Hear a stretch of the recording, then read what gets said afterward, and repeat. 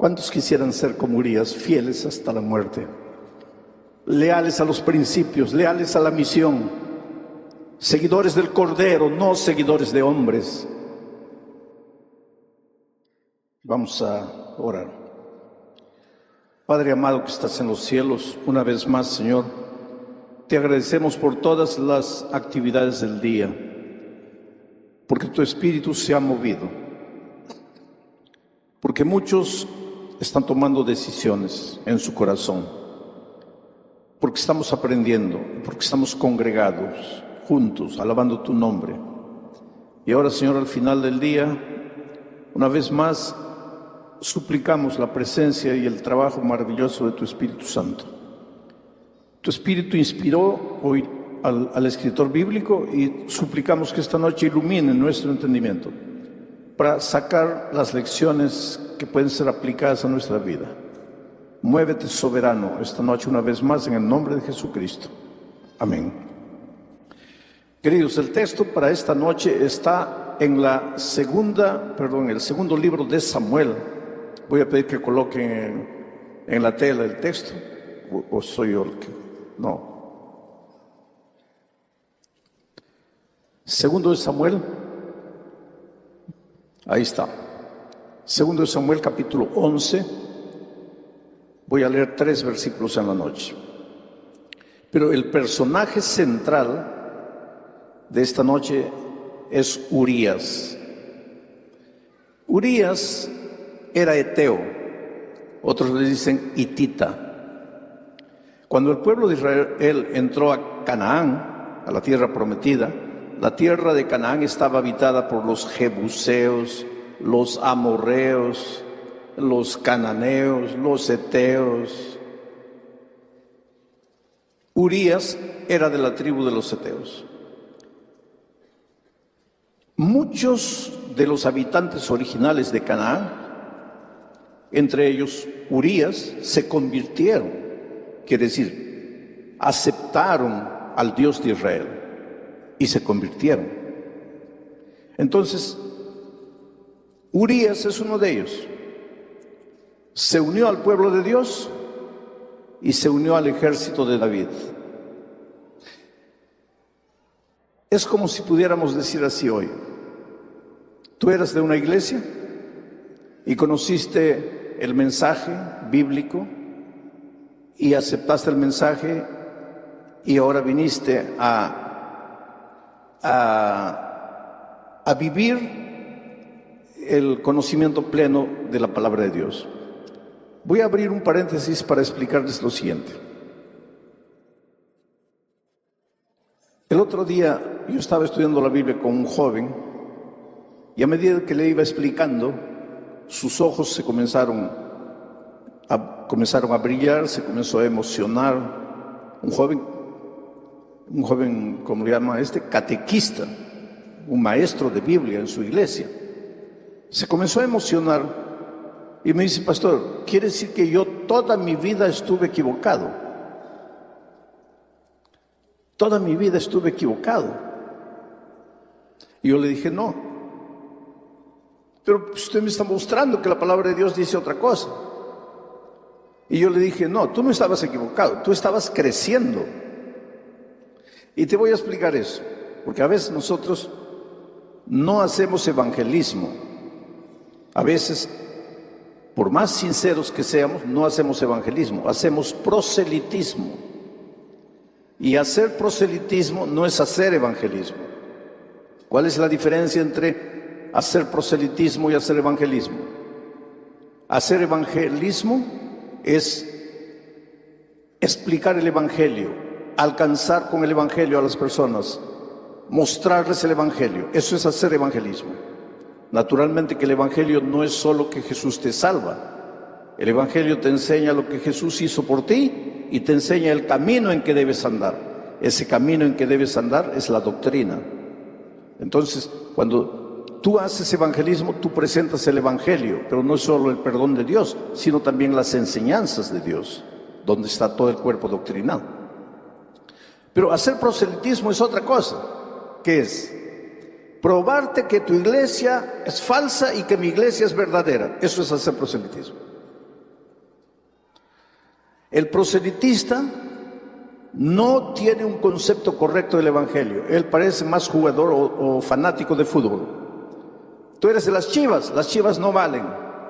Yo soy de las Águilas, vente para las Águilas. Tú eres de la Alianza no vale, vente para la U.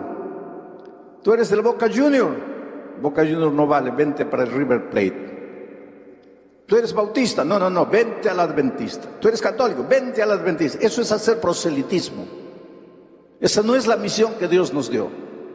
La misión que Dios nos dio es evangelizar, es presentar el evangelio redentor.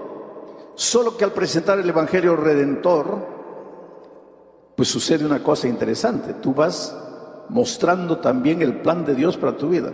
Yo me podría pasar toda la noche contándoles historias. Háganme recordar del joven este que comenzó a ponerse triste y me dijo: estoy equivocado. Bueno, hace muchos años atrás, muchos años atrás, cuando yo era un joven, trabajé en la selva de mi país, en la Amazonía. Y ahí en la ciudad había una casita parroquial al lado de una pequeña iglesia católica. Y al ladito, la casa parroquial, donde vivía el párroco que cuidaba de la iglesia de ellos. Y mi esposa un día me dice: ese padre vive solito, ¿quién le cocinará? ¿Cómo vivirá solo? Porque la mayoría de los que vivían ahí eran nativos o colonos. Él estaba solito ahí. Entonces mi esposa me dice un día: ¿por qué no le invitas a cenar? Yo voy a preparar una rica cena, tráelo a cenar. Entonces me acerqué y le digo: hola. Él me dice: hola. Me miró medio asustado, sí, porque él sabía quién era. Él sabía que yo era el pastor y yo sabía que él era el párroco. Le digo: mira, yo vine con una invitación de mi esposa. Quisiera cenar esta noche en casa. Él se quedó así medio asustado, ¿no? El pastor adventista lo estaba invitando a cenar en su casa. Me dice: sí, voy. Y en la noche llegó trayendo una botella de vino. El vino que él usaba en la comunión, en la misa del domingo, pero él se trajo para la cena. Y bueno, comenzamos a cenar, a conversar antes de comer. Pues nosotros hacemos una oración, ¿no? Agradecemos a Dios. Le dije: ¿me permites agradecer a Dios? Sí. Oramos. Y él me dice: ¿no vas a abrir la botella de vino? Digo: sí, yo la voy a abrir. Y le serví. ¿Y para ti? No, es que yo no bebo alcohol. No sabía, discúlpame, porque si hubiera sabido no hubiera traído. No, pero tú bebe, tranquilo, no hay problema, pero yo no bebo. En resumen, nos hicimos amigos, porque no fue la única vez que vino otra vez, vino muchas veces. Nos hicimos amigos, a tal punto que yo le dije: mira, a veces yo viajo y me llevo a mi esposa. Si tú quieres, entra a la casa, come lo que hay para comer. A ese punto llegamos, amigos. Un día, porque después de la comida venía la tertulia, hablábamos, conversábamos de todo menos de religión. Nos hicimos amigos. Pero un día él me dice: Alejandro, yo te estoy observando a ti y a tu esposa. Ustedes son personas buenas. Tú eres un hombre bueno. Te voy a hacer una pregunta, no sé si te vas a incomodar con la pregunta. Si tú eres un hombre tan bueno, ¿por qué te has desviado de la iglesia? Le digo: mira, yo estaba esperando que tú me hicieras una pregunta parecida hace mucho tiempo. ¿Tú quisieras estudiar la Biblia conmigo? ¿Cuál Biblia? La Biblia. Sí, pero hay muchas Biblias. Digo: no, hay solo una Biblia. Hay muchas versiones, pero todas las Biblias son la Biblia. Tú traes tu Biblia y yo saco mi Biblia y vamos a comparar, es la misma. Pero ¿quieres estudiar conmigo la Biblia? Ahí comenzaron los estudios bíblicos y comenzamos a estudiar. ¿Tú crees que el primer tema que voy a estudiar con él va a ser Apocalipsis 13? No, solo si yo estuviera loco. ¿Para qué voy a entrar peleando? Pues voy a entrar hablando de los temas que él acepta y que yo también acepto, de los temas comunes, y tenemos muchos temas en común. Y comencé a hablar de Jesucristo, un hombre sincero, honesto, se emocionaba. Y me dice, pero mira, tú conoces mucho la Biblia. Le digo, pues he estudiado teología. ¿Que ustedes, los pastores, estudian teología? Le digo, claro. Yo pensé que ustedes eran así, de los hermanos salía uno y ya era pastor. No, nosotros vamos a una universidad, estudiamos teología, hacemos maestría, hacemos doctorado. Y mira, y él me comenzó a contar cómo era la vida de él, cómo había estudiado, sus sueños. Me dijo que se sentía triste, le leí algunos versículos. Fuimos estudiando, hasta que un día pues llegamos a Apocalipsis 13. Y comencé a mostrarle, mira, esta bestia que está descrita aquí tiene el apoyo del dragón. ¿Quién es el dragón? Lo llevé a la propia Biblia. Lee este texto. ¿Quién es el dragón? La serpiente antigua, que se llama Diablo y Satanás. Entonces, ya no te queda duda que el dragón es el diablo. Sí, correcto. Pero este dragón le da fuerza a la bestia. Ahora vamos a descubrir la bestia. ¿Quién es la bestia? Y comenzamos a leer las características de la bestia. Yo nunca mencioné a ninguna iglesia. Es que algunos hermanos adventistas se ponen nerviosos conmigo porque no ataco a las iglesias, porque no le doy palo a las iglesias. Pero yo te mostraría la cantidad de personas que han venido a Cristo y están en la iglesia porque nunca les di palo, porque los amé, porque con amor les voy abriendo los ojos a las verdades. Y es lo que hice esa noche. Le dije, ¿conoces un poder que hizo esto en la historia? ¿Conoces un poder que hizo esto? ¿Conoces un conocimiento? Y yo lo veía a él temblando, las manos le temblaban. Y de repente se agarró la cabeza y me dice, Alejandro, no me digas, no puede ser. ¿No puede ser qué? No es verdad. No es verdad que yo no te estoy diciendo este o este. Tú estás sacando tus conclusiones delante de la palabra de Dios y no con mi Biblia, con tu Biblia. Pero no es verdad. Bueno, ya ese es un asunto tuyo y de Dios. Yo no te puedo decir, creen esto, creen aquello. Tú eres un hombre sincero. Ahora tú haz lo que la palabra de Dios te dice. Él salió molesto, salió triste, salió con lágrimas en los ojos. Al día siguiente no apareció. Al otro día no apareció. Al otro día no apareció. No apareció una semana, yo viajé, volví. Mi esposa me dice, él desapareció. Me fui a la casa parroquial. Miré por la ventana, miré por la rendija, la casa estaba vacía, no había nadie. Evidentemente él desapareció completamente.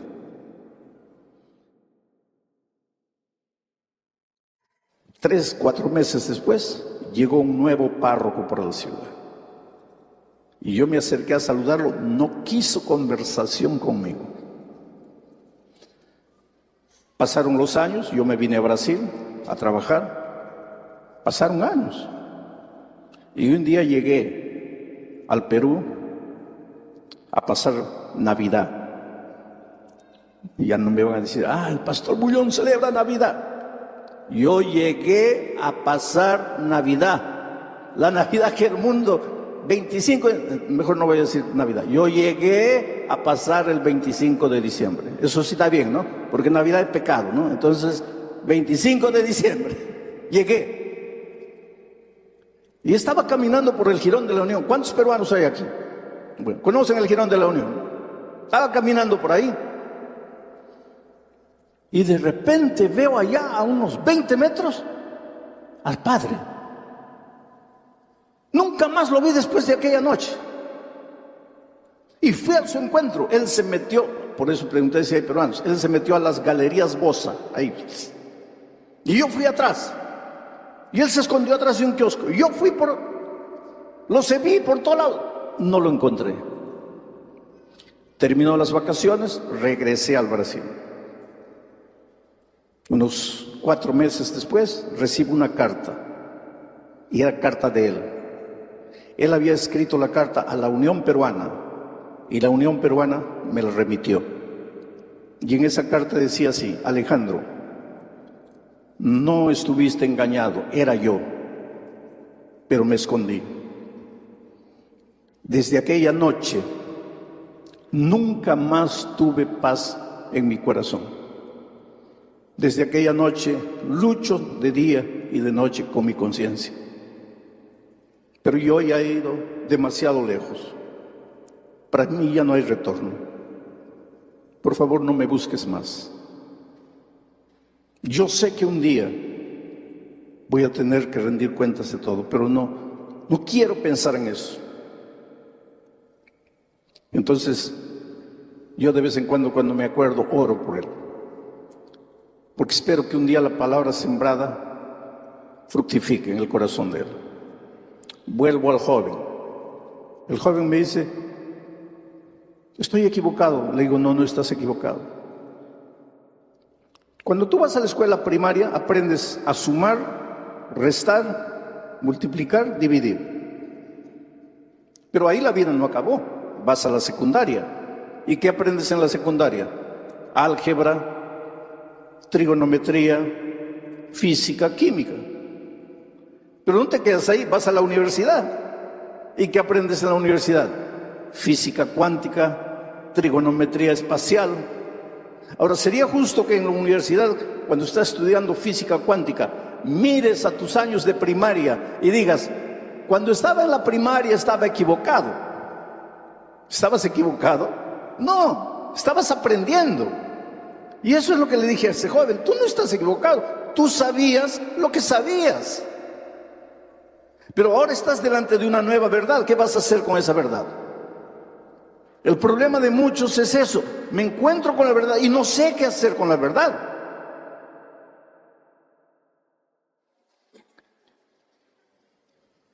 ¿Te acuerdas la historia de Pedrito? Pedrito vio a su hermana María, de 12 años, preparando la carne para colocar en la asadera. Pero la asadera era de forma rectangular y María estaba cortando la carne de forma redonda. Ahora no salgan diciendo aquí: Pastor Bullón dice que podemos comer carne. Yo te estoy contando una historia. Entonces olvídate de la carne, vamos a decir gluten. Está cortando el gluten de manera redonda, para colocar ahí en la asadera. La asadera es rectangular. Entonces Pedrito le pregunta: María, ¿por qué estás colocando la carne redonda si la asadera es rectangular? Y ella levanta los hombros y dice: no sé, mamá hace así, yo hago así. Pedrito va donde la mamá: mamá, ¿por qué María y tú cortan la carne redonda si la asadera es rectangular? Y la mamá levanta los hombros y dice: no sé, mi mamá hacía así, yo también hago. Pedrito va donde la abuela: abuela, ¿por qué María, mi mamá y tú cortan la carne redonda si la asadera es rectangular? La abuela dice: no sé, hijo, mi mamá hacía así y yo también hago. Para suerte de Pedrito, la bisabuela todavía estaba viva. Bisabuela, ¿por qué todas las mujeres de esta familia cortan la carne redonda si la asadera es rectangular? Y la bisabuela dice: mira, hijo, yo te voy a explicar por qué yo lo hacía. Porque cuando yo era jovencita, éramos pobres y solo teníamos una asadera que era redonda. Entonces, para que cupiese la carne, teníamos que cortarla redonda.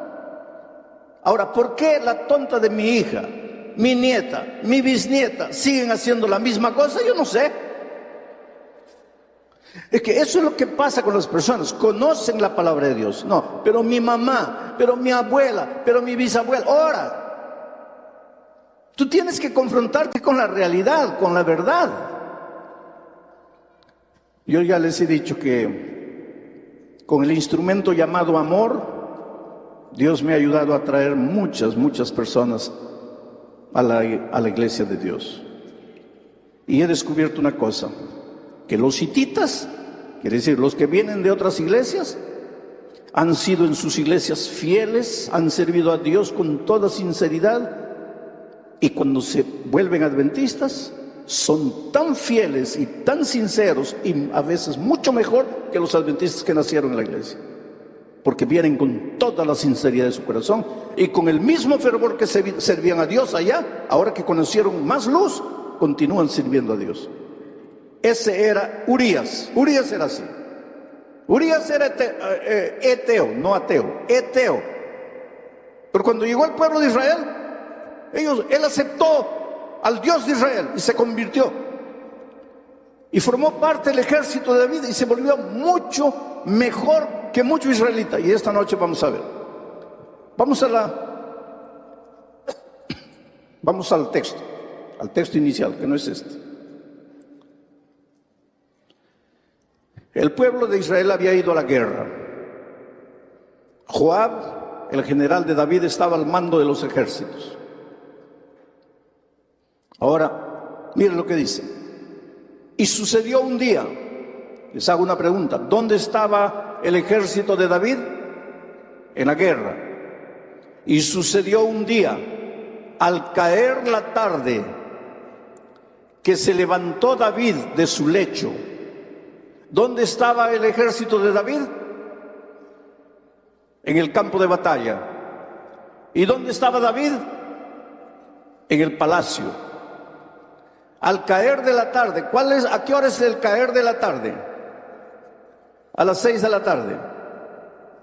¿Y qué hizo David a las 6 de la tarde? Se levantó de su lecho. Entonces, ¿qué había estado haciendo toda la tarde? ¿Y dónde estaba el ejército? ¿Y el rey? Ahí ya comenzaron los problemas para el rey. Porque cuando es hora de trabajar hay que trabajar, creo. Y cuando es hora de dormir hay que dormir. ¿Por qué el rey no estaba preocupado, no estaba concentrado, pensando cómo está mi ejército, cómo estarán los soldados, les faltará pan, les faltará agua? No, él durmiendo. Y mente ociosa es taller del diablo. El diablo a veces está cansado, no quiere tentar. Él se cansa también a veces, de tanto tentar se cansa.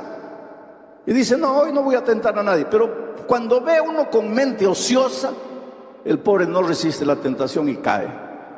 Y tienta. Porque la mente, lo primero que el diablo necesita para realizar su plan es una mente ociosa. Una mente que no está haciendo nada. Ahí estaba David con la mente ociosa, se levanta a las 6 de la tarde, cuando es hora ya debería a esa hora llegar la gente para dormir, él recién levantándose. Y sube al balcón y mira a una mujer bañándose. Y él es el rey, él tiene poder, él manda, él ordena, él determina. Él no pide favores, él es el rey. Es interesante que cuando el pueblo de Israel le dijo a Samuel, danos un rey, Samuel le dijo, ustedes no saben lo que están pidiendo, se van a arrepentir. No, pero todas las naciones tienen un rey. Sí, porque todas las naciones no tienen a Dios. El rey del pueblo de Israel es Dios. ¿Para qué quieren rey humano? No, pero ¿qué queremos? Les dieron reyes y los reyes los hicieron sufrir. Ahora, queridos, cuando este incidente sucedió, David ya había matado al león, ya había matado a Goliat. David ya había sido ungido, David era rey. David había hecho cosas grandiosas para Dios. Quiere decir que un hombre que ha sido grande en el servicio de Dios, un hermano que ha hecho tantas cosas, ha ganado almas, ha dirigido iglesias, ha sido anciano de iglesia, también corre el riesgo de caer. Cuando en un momento tu cabeza está ociosa, sin pensar en cosas buenas, va a pensar cosas malas. Vio a la mujer, se enamoró de la mujer y usó mal su poder. Porque cuando Dios te confía el poder, es para construir, no para destruir. Cuando Dios te confía el poder, es para hacer felices a las personas, no infelices.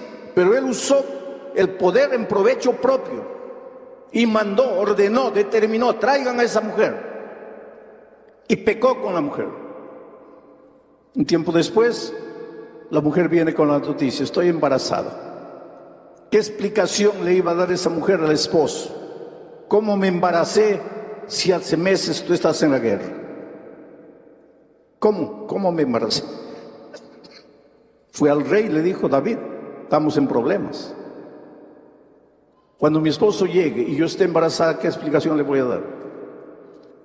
El rey tenía el poder. Mandó un mensajero a los campos de batalla, le dijo al general Joab: mándamelo a Urías. Urías el Eteo. Y le dice: mira, ve a tu casa, tómate unas vacaciones, 2, 3 días, descansa. Has estado tanto tiempo en la guerra.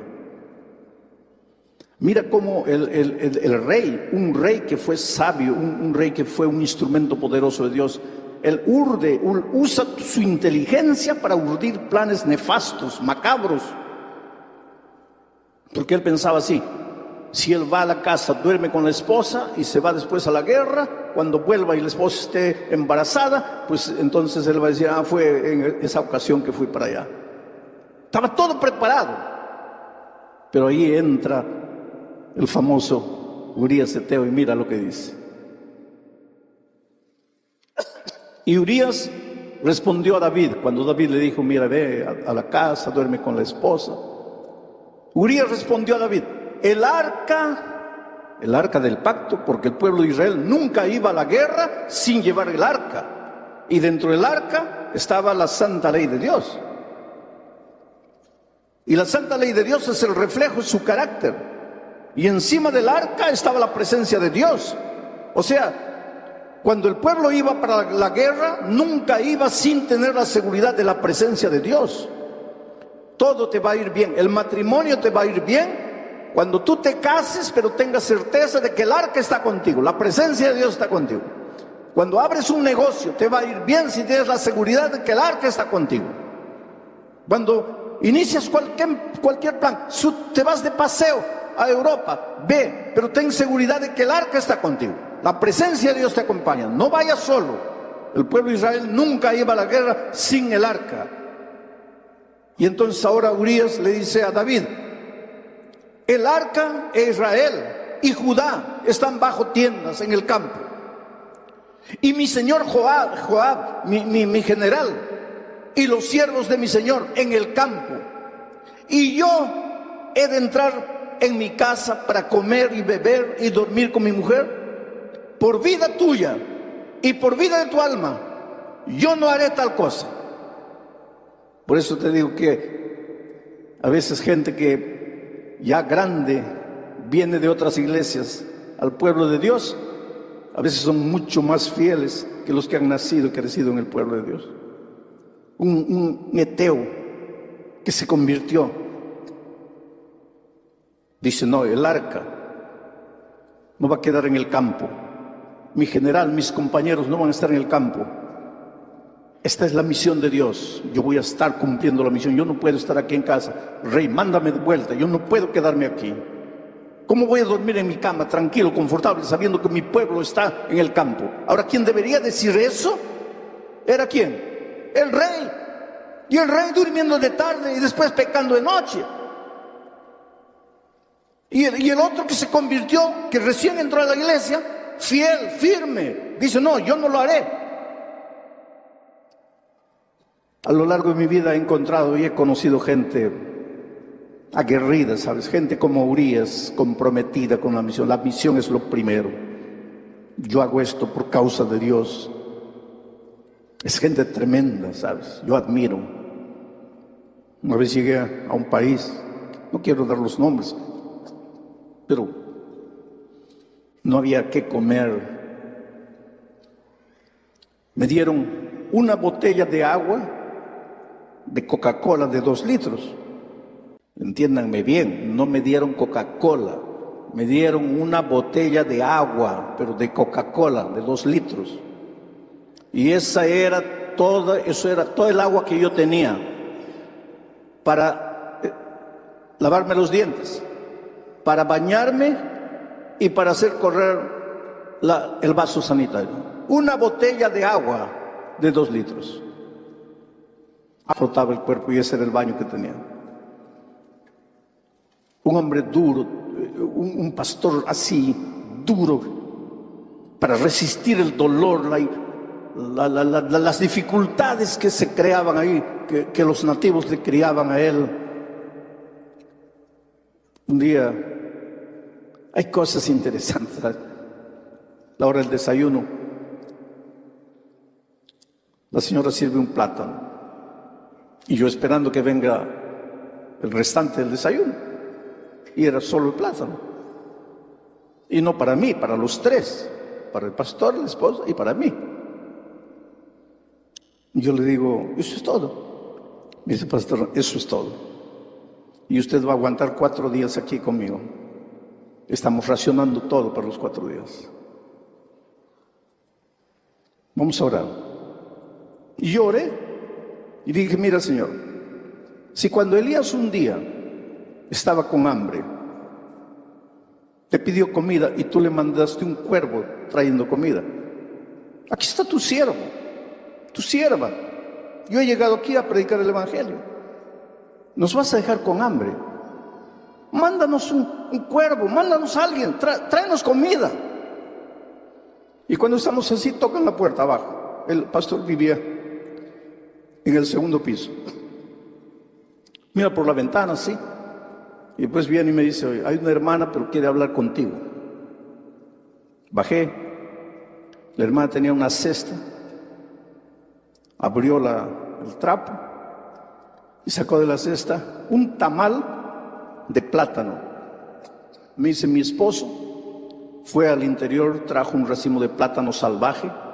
Yo he preparado 10 tamales para vender, pero he decidido traerle este tamal, porque sentí en mi corazón que Dios me dijo, lleva para el pastor visitante.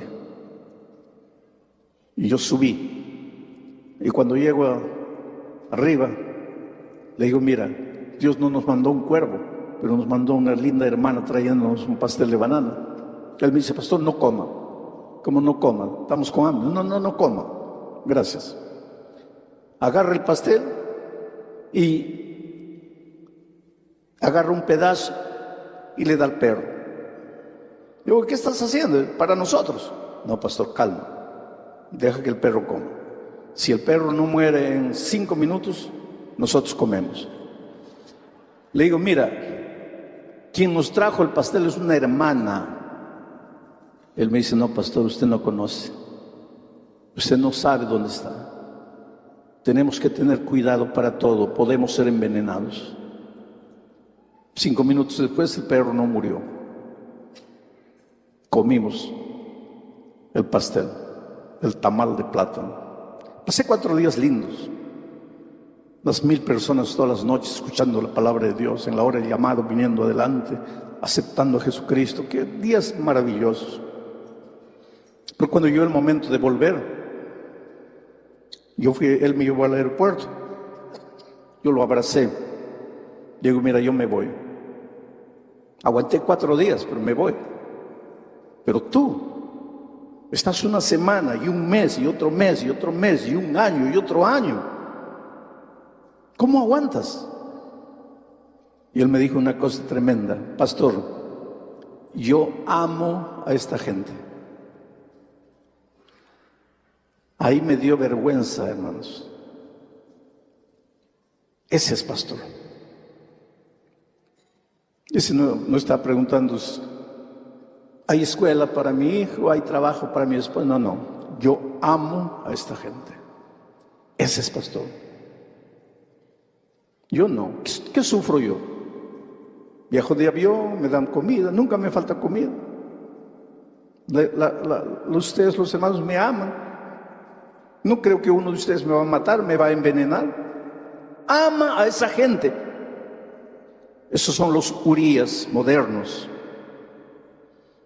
¿Cómo puedo yo vivir tranquilo cuando mi pueblo está allá, cuando el arca de Dios, cuando hay una misión para cumplir? No puedo. Yo no puedo entrar, acostarme dejando la misión inconclusa. Yo me acuerdo del pastor Davis, que fue el primer misionero a Ecuador. La próxima semana, a partir del miércoles, estaré en Ecuador. 4 días de evangelismo ahí en la ciudad de Quito y una noche en Guayaquil.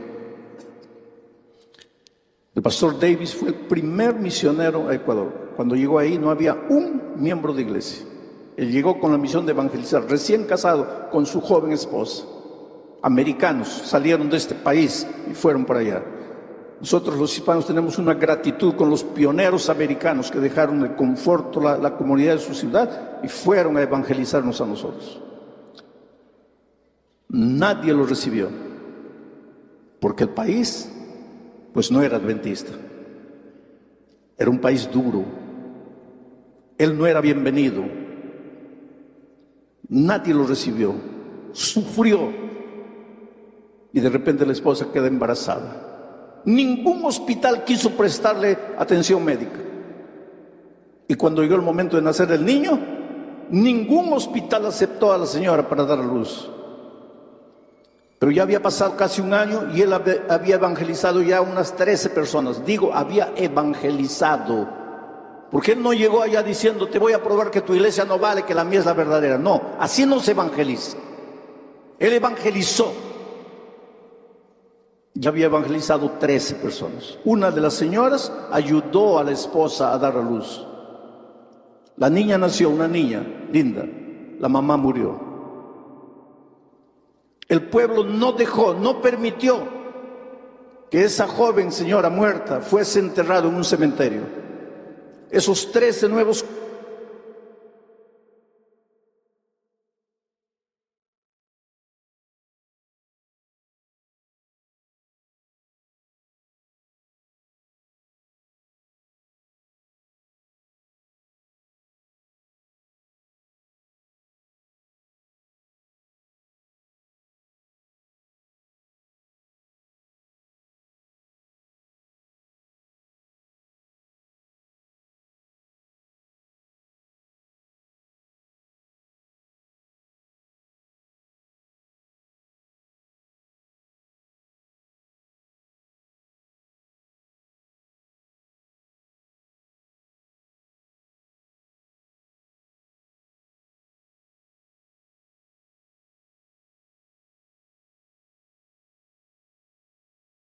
conversos y el pastor Davis cargaron el cajón de la esposa al campo para enterrarlo ahí. En ese tiempo no había WhatsApp, en ese tiempo no había correo de 3 días, no había avión, los viajes eran por navío. Cuando la Asociación General se enteró, ya habían pasado 2 meses y mandaron una orden: pastor, regrese inmediatamente. ¿Cómo está ahí solito con la niña? Regrese inmediatamente. Y él les respondió: no iré. Mi esposa y yo llegamos a este país con un sueño: establecer la iglesia aquí. Y yo solo saldré de este país cuando el sueño de mi esposa y el mío se hayan realizado. Ese es el Urias de hoy. Y así como Urias, así como Davis, así como tantos pastores, tantos hermanos, hay gente dispuesta a dar la vida. Porque por ser fiel, piensen en Urias. Si él hubiera dormido en su casa esta noche, no hubiera muerto. Pero no durmió. Ahora el rey lo mandó de vuelta a la guerra. Pero mandó un recado al general: colócalo a Urias en el frente de la batalla y abandónenlo ahí. Los soldados enemigos lo mataron, pero en realidad quien lo mató fue el propio rey. El hombre de Dios, el ungido. Nosotros somos seres humanos, queridos. Por eso la Biblia dice: maldito el hombre que confía en el hombre. Por eso yo he hecho en mi vida, en mi ministerio, un voto con mi propio Dios. Jamás voy a permitir que las personas me sigan a mí. Olvídense de mí. Yo vengo para que ustedes sigan a Jesucristo. Enamórense de Jesucristo. Síganlo hasta el fin. El elemento humano es apenas un instrumento. No sigan al elemento humano, porque hasta un ungido de Dios puede caer. Y ay de ti si tú seguiste al hombre. En ese día tu fe cae, tu fe se acaba. Pero si tú sigues al Cordero, lo vas a seguir por toda la eternidad. David falló y falló feo, pero mi tema no es David, es Urías. Yo termino diciendo que cuando se escribe la genealogía del Señor Jesucristo, y eso está en Mateo capítulo 1, versículo 6, miren lo que se escribe. Isaí engendró al rey David, y el rey David engendró a Salomón. No dice de su esposa, no dice de Betsabé, dice engendró a Salomón de la que fue mujer de Urías. Urías nunca soñó estar en el árbol genealógico de Jesucristo, y aunque él no tuvo participación, su nombre está registrado para la eternidad por su fidelidad. ¿Cuál fue la recompensa de su fidelidad en esta tierra? La muerte. Pero no importa lo que los hombres te hagan, lo que importa es el concepto que Dios tiene de ti. No lo que los hombres piensen de ti, lo que Dios piensa de ti. Y ahí está el nombre de David en el árbol genealógico de Jesús, de Urías. David engendró a Salomón, de la que fue mujer de Urías. Voy a pedir a Zaida que venga para cantar, porque quiero preguntar esta noche: ¿cuántos Urías, cuántos quisieran ser como Urías, fieles hasta la muerte, leales a los principios, leales a la misión, seguidores del Cordero, no seguidores de hombres? ¿Cuántos quisieran decir esta noche: Señor, hazme como Urías? Mientras Zaida canta, levántate ahí en pie.